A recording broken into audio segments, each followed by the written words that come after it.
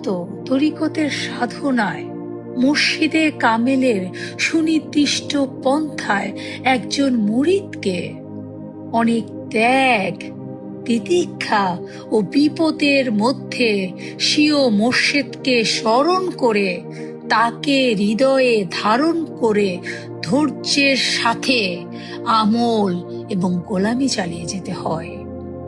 তরিকার আমলগুলো নিরলস মতন করে যেতে হয়। এই প্রসঙ্গে হযরত খাজা মাইনুদ্দিন চিশতি রহমতুল্লাহ আলাইহি অত্যন্ত চমৎকার ভাবে বলেছেন, তরিকতের পথের প্রথম শর্তই হচ্ছে মুর্শিদের হুকুমের সামনে নিজের বুদ্ধি ও যুক্তিকে কোরবানি করে দেওয়া। মুর্শিদের হুকুম বাহ্যিকভাবে যতই কঠিন এবং অবাধ্য মনে হোক না কেন, তার ভেতরেই মুরিদের প্রকৃত কল্যাণ ও আধ্যাত্মিক মুক্তি লুকিয়ে থাকে। মূলত আত্মসমর্পণে প্রকৃত আশেকে রাসূলের বৈশিষ্ট্য।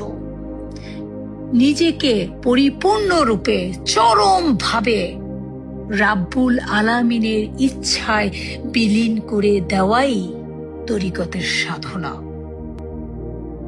এই প্রসঙ্গে পবিত্র কোরআনে রাব্বুল আলামিন ফরমান, আল্লাহ ও তার রাসূল কোনো কাজের আদেশ করলে কোনো মুমিন পুরুষ বা নারীর সেই বিষয়ে দ্বিমত পোষণ করার অধিকার থাকে না।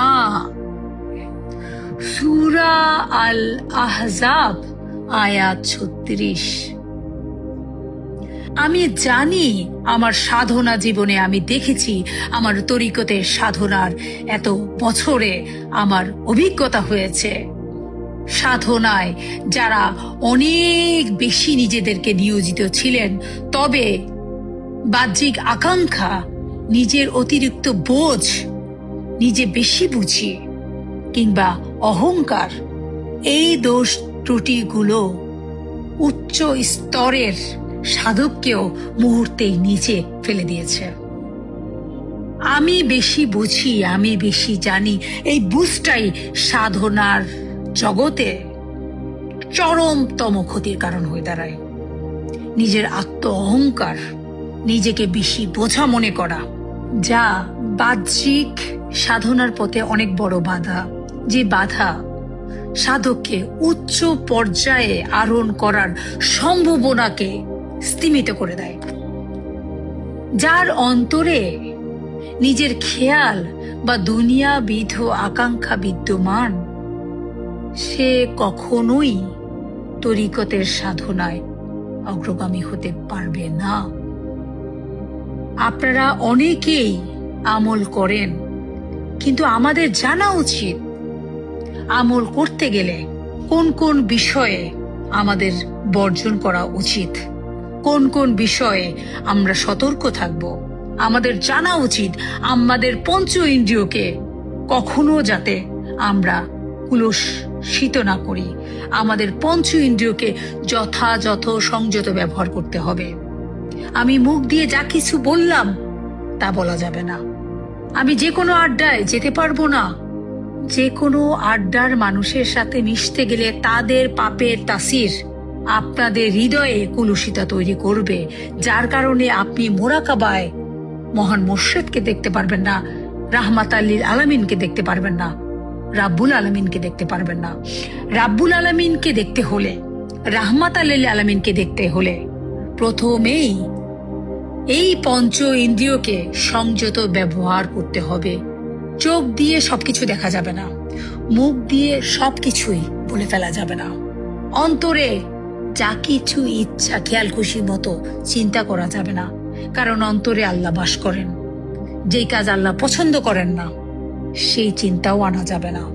কারো ক্ষতি কামনা করা যাবে না, কাউকে ঠকানো যাবে না, কারো উপরে জুলুম করা যাবে না, আল্লাহর সৃষ্টিকে অবজ্ঞা করা যাবে না, কাউকে হেয় করা যাবে না, নিজের স্বার্থে অন্যায়ভাবে কাউকে ব্যবহার করা যাবে না। নামাজ, রোজা, ইবাদত, বন্দিকে যা কিছু করি না কেন লোক দেখানোর উদ্দেশ্যে কোনো কিছু করা যাবে না। নামাজ পড়তে হবে আল্লাহর সন্তুষ্টির জন্য, রোজা করতে হবে, বিনিময়ে আল্লাহকে লাভ করতে হবে।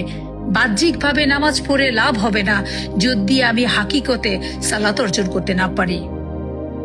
বাহ্যিকভাবে সওম করে লাভ নাই যদি আমি হাকিকতে সওম অর্জন করতে না পারি।